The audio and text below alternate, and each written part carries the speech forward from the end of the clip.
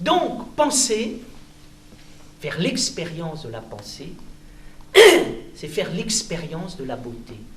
Et faire l'expérience de la beauté, c'est créer l'état de conscience qui fait que je pense et que je vais voir le monde. Quand est-ce que je vois le monde? Quand est-ce que je me réveille de l'irréalité? Je vois le monde, je me réveille de l'irréalité. Tout d'un coup, je regarde la vie, le monde, les hommes autour de moi, et je me dis, c'est beau qu'ils existent. Je crois que ça, c'est à la base de toute science. D'où vient la science? La science vient d'un émerveillement, d'un étonnement, et du fait qu'à un moment, le savant est quelqu'un qui pense que le monde est intéressant, que le monde est passionnant. Et donc il est mu par quoi? Il est mu par un désir esthétique. Et c'est parce qu'il a un désir esthétique qu'il va ensuite développer un désir éthique et un désir de connaissance. Nous voulons vivre, nous voulons penser, nous voulons être, parce que c'est beau. Et parce que nous sommes cette part de beauté. Tout être humain est porteur, par son existence, de quelque chose qui est infiniment beau. Et vous comprenez pourquoi les Grecs ont placé la beauté au fondement du monde. Lorsque Platon réfléchit sur les fondements de l'existence, il dit quoi? Ce qui fait que le monde existe, c'est que derrière la réalité, il y a une réalité de la réalité qui permet à la réalité d'exister. Et qu'est-ce qui fait que la réalité de la réalité existe? C'est que la réalité veut que ce qui est soit ce qui est. Ça crée une identité de ce qui est, ça crée une justice de ce qui est, ça crée le bien de ce qui est, ça crée la beauté de ce qui est, et en définitive, ça crée quoi? Ça crée la conscience. Donc nous dirons quoi? La conscience, c'est la véritable naissance de la vie. Vous savez, dans l'univers, vous apercevez que l'homme est la clé de l'univers. Pourquoi? Parce que l'homme est la conscience de l'univers. Et que l'univers se met vraiment à exister quand la conscience de l'univers apparaît. Là, on a affaire à un univers conscient qui n'est pas un univers inerte. Et donc, les physiciens ont raison de dire l'univers attendait l'homme parce que l'univers attendait sa conscience. Mais dans notre vie, c'est la même chose. C'est pas parce qu'on a un corps qu'on vit. C'est pas parce que on a une existence concrète qu'on vit. On vit le jour où on commence à avoir une existence réelle parce qu'à un moment, on a de la pensée, on a de la conscience à l'intérieur de sa vie et que la vie est devenue une vie véritable. Là, nous faisons une expérience de vie réelle. Vous le savez comme moi, malheureusement, autour de nous, il y a un certain nombre de gens qui n'ont pas encore pris contact avec l'existence.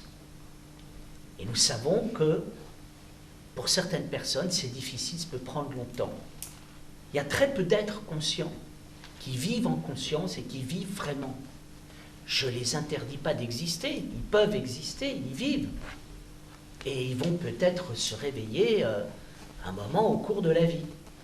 Et c'est vrai qu'il y a un défaut de conscience. Ce défaut de conscience se voit à travers tous les chaos auxquels on est confronté dans la vie sociale, dans la vie politique, dans la vie économique. L'expérience de la pensée, c'est la même chose que l'expérience de la beauté, c'est la même chose que l'expérience de la sensation profonde. Les philosophes s'intéressent à 3 niveaux d'existence, à 3 niveaux de réalité. L'existence, l'essence et l'être. L'existence, c'est la réalité concrète ici et maintenant. C'est l'existence pour moi. C'est l'existence liée à la satisfaction des besoins matériels immédiats et vitaux. L'être, c'est quoi? L'être, c'est la réalité de la réalité, l'existence de l'existence. C'est ce qui se passe quand je suis dans le réellement réel. parce que je vis ce réellement réel et qu'il est vivant. Qu'est-ce qui me permet de passer de l'existence à l'être? C'est la pensée. Qu'est-ce que c'est que la pensée? C'est la réflexion. Qu'est-ce que c'est que la réflexion? C'est le fait de vivre deux fois quelque chose. Je vis quelque chose et tout d'un coup, je suis présent à ce que je vis en vivant ce que je vis, en sentant ce que je sens. Je pense. C'est ça la pensée. La pensée est un acte vital qui fait que je m'éveille à ce que je vis par le fait d'être présent à ce que je vis. Et je découvre la vie de la vie. Je découvre l'esprit de la vie. Là, je fais une expérience de pensée, je fais une expérience de beauté, et je fais une expérience fondamentale qui est l'expérience de moi-même. Moi-même, c'est quoi? C'est ce qui se passe, non pas quand j'ai un moi, mais quand je suis dans le réellement réel de la vie, parce que je vis mon existence. Là, à ce moment-là, je suis moi-même. C'est-à-dire, moi-même, c'est la réalité du réel qui se trouve en moi et qui fait que je suis vraiment ce que je suis. C'est l'expérience de l'être. C'est ce qu'on appelle l'expérience du soi, c'est-à-dire du moi profond. Le moi est le produit de l'individualité biologique nécessaire pour pouvoir vivre. Je suis un individu, j'ai un moi qui me permet de m'affirmer, d'exister dans l'univers et de situer par rapport à la nature et par rapport aux autres, en les dominant et les maîtrisant. Le soi, c'est le moi plus le il. C'est-à-dire, c'est un moi qui est capable d'aller au-delà du moi existant pour découvrir un autre moi. C'est-à-dire, le moi véritable, c'est le moi qui est. Dans le moi primaire, je ne suis pas heureux. Je passe mon temps à satisfaire des besoins matériels, je vis dans l'angoisse, je ne vis pas, je survis. Dans le moi profond, c'est autre chose. Je me sens pleinement exister. Je vis pour vivre. Je suis dans la beauté, je suis dans la réalité, je suis dans le réellement réel, je respire, je suis libre, et là, je fais une véritable expérience de moi. J'ai découvert le soi. Tout le monde ici a fait des expériences du soi, brèves ou plus ou moins longues. Il y a des moments où vous avez été heureux, heureuse. Vous avez respiré le grand air de la vie, vous vous êtes senti exister, vous avez aimé l'existence pour elle-même, vous avez été des êtres libres. Et vous auriez aimé que ça dure, et ce n'était pas toujours évident que ce genre de choses durent. Là, nous faisons une expérience de pensée profonde, de conscience, d'ouverture. Et nous comprenons pourquoi la question du moi est tellement importante. La question du moi est fondamentale, parce que c'est elle qui va nous donner la clé pour l'existence. Quand est-ce que se pose la question du moi? La question du moi se pose à l'occasion de trois expériences fondamentales de la vie, qui sont les expériences d'éveil de nous-mêmes. La première, c'est la faute. La deuxième, c'est l'ennui. La troisième, c'est la nostalgie. La faute, l'ennui, la nostalgie. La faute, c'est quoi? Ben, c'est ce qui se passe quand j'ai fait du mal à quelqu'un et que tout d'un coup, la personne s'écroule en larmes, hurle, ou bien qu'elle est blessée, je l'ai envoyée à l'hôpital, ou pire, je me retrouve en prison parce que je l'ai tuée. Et là, je me dis, qu'est-ce que j'ai fait? Mon Dieu, qu'est-ce que j'ai fait? Comment ai-je vécu? Et je m'aperçois à cette occasion qu'il y a en moi deux moi. Il y a un moi qui me fait peur. C'est le moi qui a fait du mal à l'autre, qui l'a fait pleurer, qui l'a blessé, qui a peut-être gâché sa vie, qui a peut-être anéanti sa vie. Et puis il y a un moi qui est capable d'avoir honte, d'avoir de la culpabilité, de la mauvaise conscience, des regrets. Et qu'est-ce qui va se passer? Là, le moi profond va dire comment ai-je vécu? La vérité, c'est que je n'ai pas vécu. La vérité, c'est que je n'ai jamais vécu. La vérité, c'est que les autres n'ont jamais existé. La vérité, c'est que les choses n'ont jamais existé. Parce que jamais, à un moment, j'ai pensé à ce que je faisais. Donc, d'où la question du juge à l'accusé.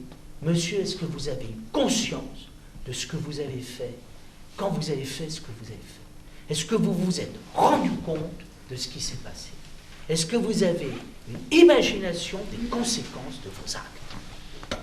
Là, je dirais qu'on rencontre le moi profond et c'est une grande erreur que de vouloir exclure toute culpabilité à l'intérieur de la vie, sous prétexte légitime d'évacuer la culpabilité morbide et délirante. La culpabilité, c'est le début du repentir et du changement de vie, c'est le moment où j'entends à l'intérieur de moi l'être réel qui revient sur lui-même et qui dit « tu ne peux plus vivre comme ça ».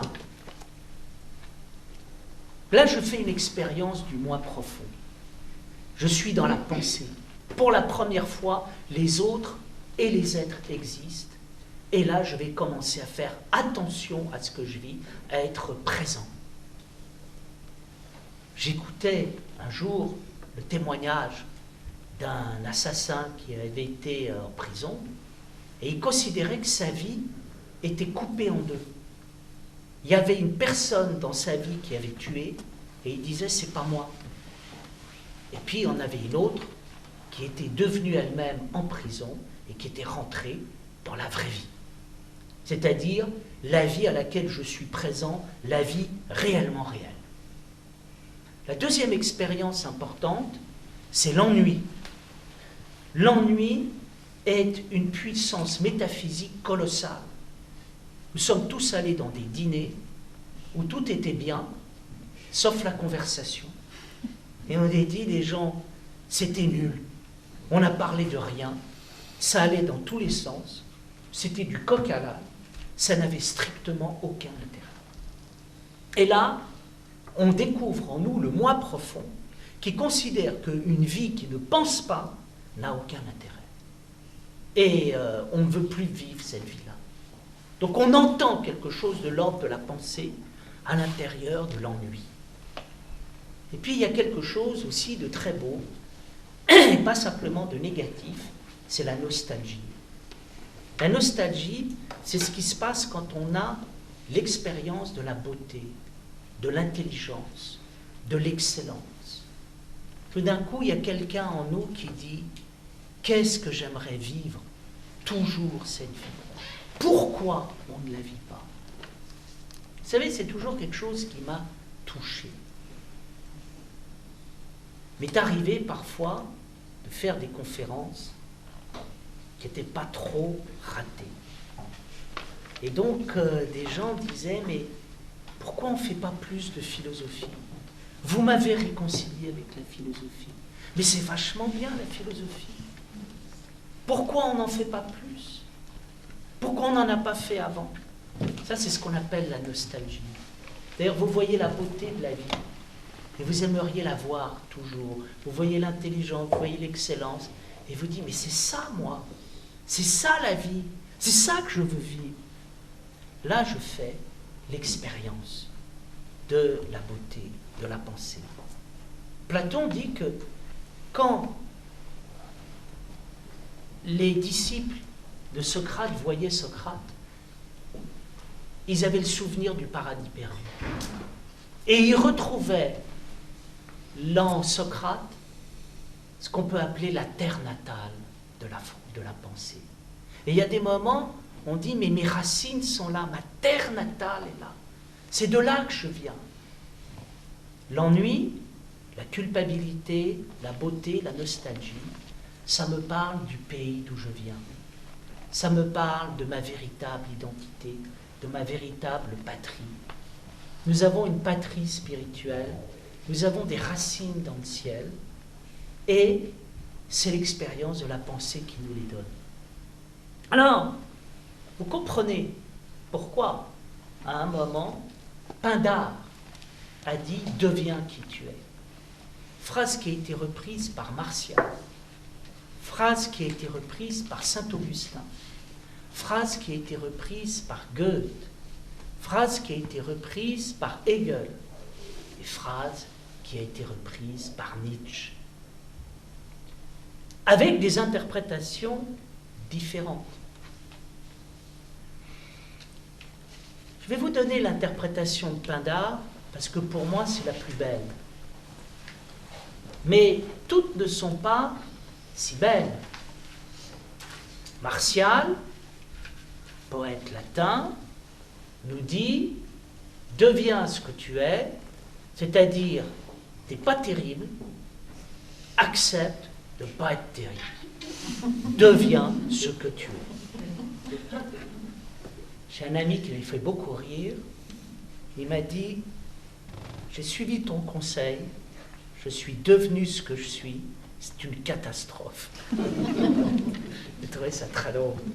Martial, donc, nous dit « Accepte de ne pas être terrible, t'es pas vraiment génial, deviens ce que tu es. »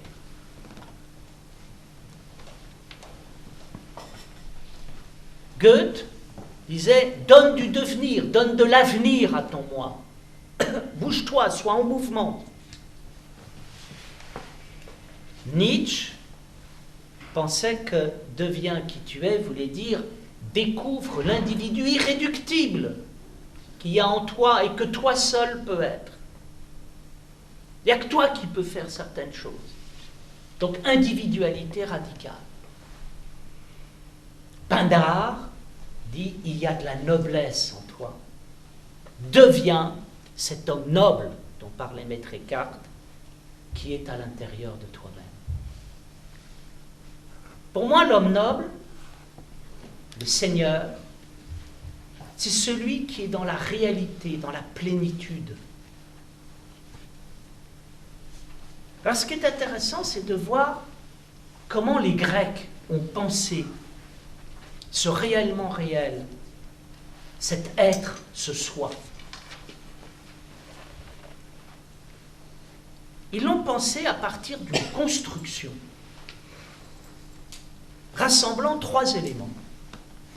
Et cette construction, Paul Diel, un psychologue autrichien, la résume d'une belle manière à l'intérieur d'un livre que je vous recommande et qui s'appelle « Le symbolisme dans la mythologie grecque ». Il dit, voilà,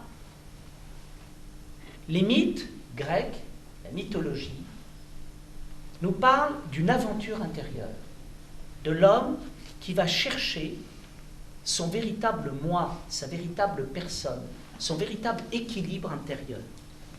Et cet équilibre se trouve à égale distance de deux écueils. Le premier, c'est la banalité, et le deuxième, c'est le tragique. Et entre les deux, il y a ce qu'on appelle l'homme centré. Prenons d'abord le tragique. Le tragique, c'est quoi? C'est l'erreur fatale de l'homme qui se prend pour Dieu et qui, comme Icare, vole avec des ailes de cire près du soleil et fait fondre ses ailes, si bien qu'il tombe par terre et il se fracasse sur le sol. Et la banalité, c'est quoi? C'est l'homme qui se prend pour rien. C'est l'homme qui se prend pour un animal. C'est l'homme qui est incapable de se prendre.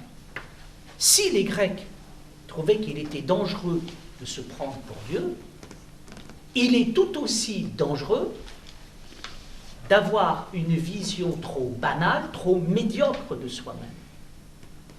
Tu n'es pas rien. Tu n'as pas le droit de te gâcher.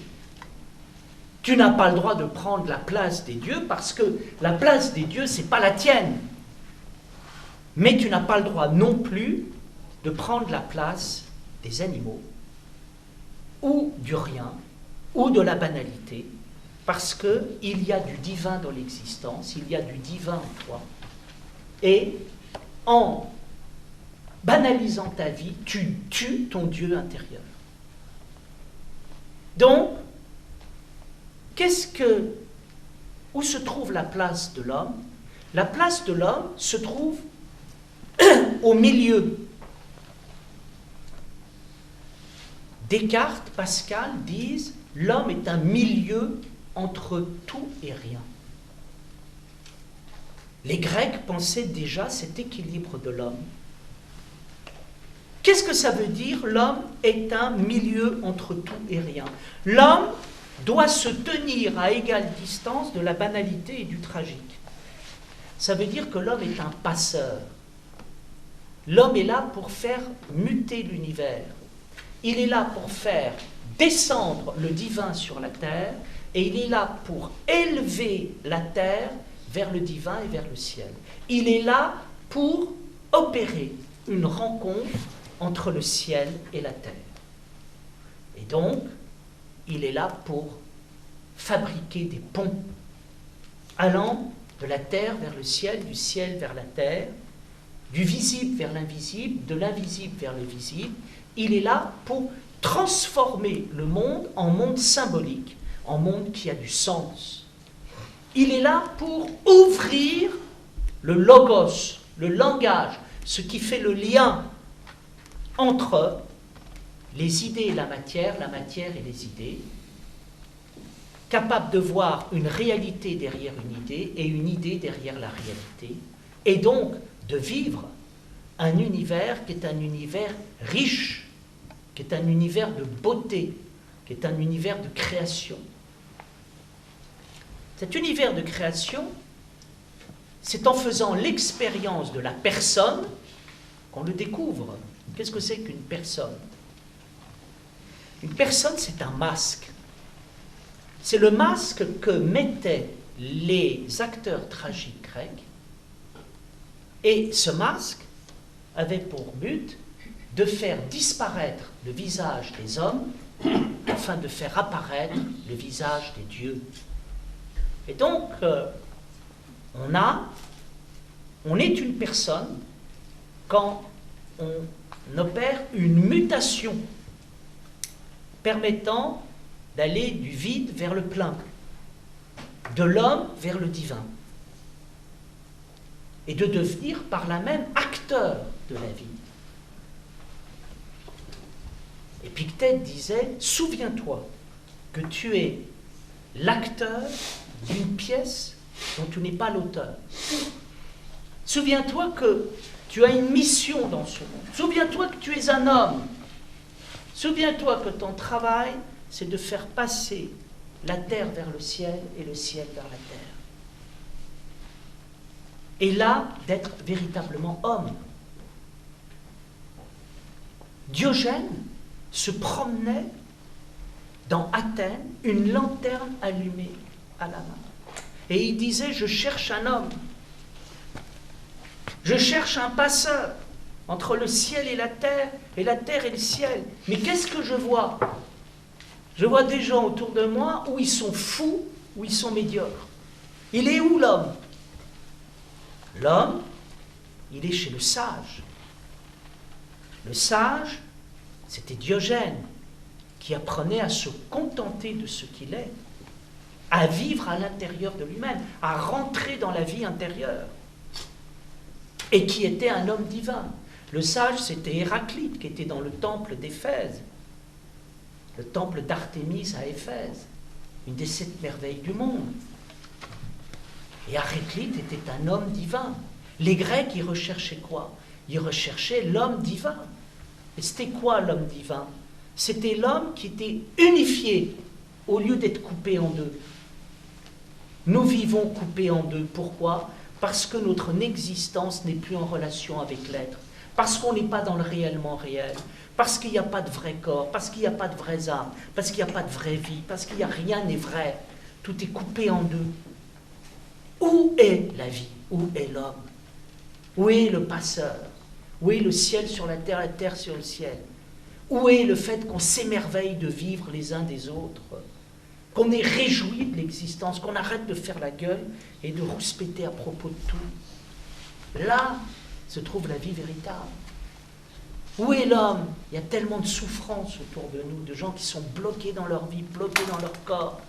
Et tout ça, ils sont au niveau de l'existence, de l'opinion. Alors, je crois que l'expérience spirituelle, l'expérience du moi, l'expérience de l'être, vous voyez bien qu'elle est formidable. C'est que si on fait l'expérience de la pensée, qui consiste à simplement vivre ce que l'on vit, sentir ce que l'on sent, penser ce que l'on pense, être dans cet état où quand je mange, quand je bois, quand je suis là, je suis là. Là, il y a quelque chose de l'ordre du génie. On a tous entendu qu'il fallait vivre ici et maintenant.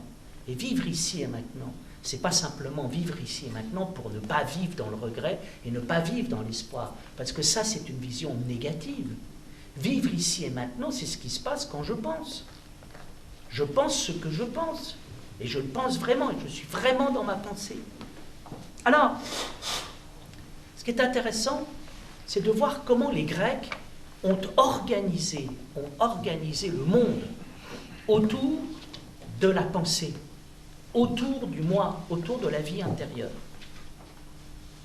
Les Grecs ont organisé le monde autour de la vie intérieure à partir du monde des mythes, des dieux, des héros, des temples.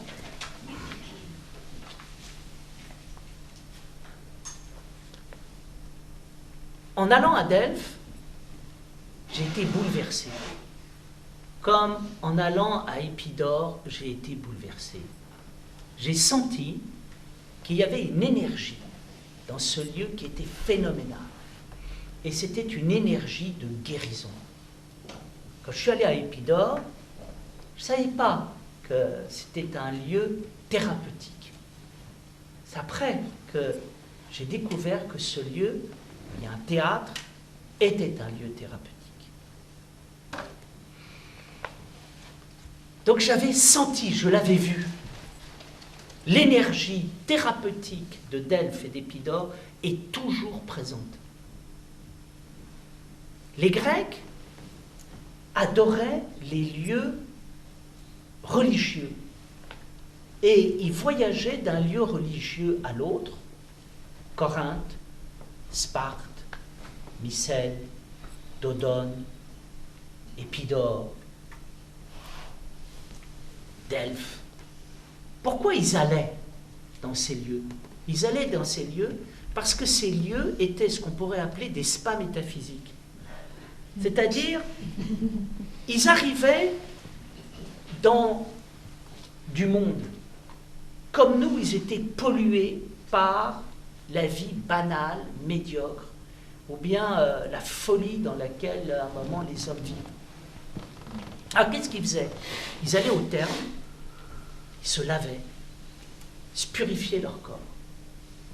Après, qu'est-ce qu'ils faisaient? Ils allaient assister au théâtre à un psychodrame. Ils pouvaient pleurer ou rire, et ils lavaient leurs émotions. Ils faisaient une catharsis. Puis après, ils allaient écouter des poètes, et ils allaient regarder des gymnastes, et ils regardaient la beauté humaine. Puis après, qu'est-ce qu'ils allaient? Ils allaient dans les temples, et puis ils allaient consulter les oracles. Ils allaient vers la beauté divine. Et ils allaient vers où à la fin? Ils ressortaient avec la beauté intérieure. Ils avaient fait tout un parcours de purification qui leur permettait de passer de la banalité à la transcendance. Et ils passaient leur temps à se dépolluer pour faire vivre en eux l'homme divin. Quand c'était le cas, non seulement on évitait les guerres, mais on avait la vie belle et bonne, la vie heureuse, la vie du sage, la vie de celui qui est content de vivre, au lieu d'être brouillé avec la vie et avec les hommes. Donc il y avait... Donc les temples, c'est extraordinaire. Alors, dans cet univers, il y avait un monde, il y avait un univers qui était mythique. On vivait dans la mythologie. Pourquoi vivait-on dans la mythologie? On ne vivait pas dans la mythologie parce qu'on était des enfants. On ne vivait pas dans la mythologie parce qu'on était dans l'irrationalité, dans la superstition, dans la magie. On était dans les mythes parce que les mythes sont des récits déformants qui permettent à un moment d'accéder au monde de la transcendance. Quand je mythifie quelque chose, je lui donne une extension. Quand je mythifie quelque chose, j'en fais quelque chose d'énorme. Quand je mythifie quelque chose, je raconte des tas d'histoires, j'affabule. Et qu'est-ce qui se passe dans tout ça?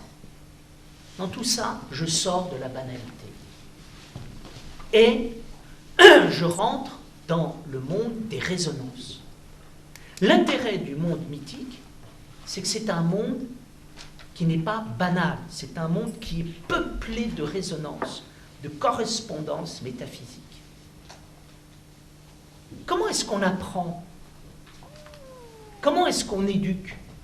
On éduque les enfants avec des contes, avec des dessins animés, avec des fables, plus tard avec des romans, avec des films, avec des pièces de théâtre, avec de l'imaginaire.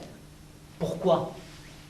Pour éviter la banalité, pour permettre aux jeunes gens de devenir des êtres de langage et des êtres de transcendance et des êtres de symbolisation, c'est-à-dire des êtres capables de voir derrière les réalités matérielles et concrètes des significations, au lieu d'écraser l'existence dans la médiocrité et dans la banalité. Et de provoquer, par effet inverse, la folie, le délire, qui est la sortie maladroite, navrante, gâchée de la banalité. C'est-à-dire, quand les êtres humains ne sont pas dans la banalité, ils sont dans la folie, et quand ils ne sont pas dans la folie, ils sont dans la banalité. Entre les deux, il leur arrive de devenir des hommes symboliques, des hommes mythiques, des hommes qui vivent la transcendance, des hommes qui vivent l'ouverture au langage. Et là,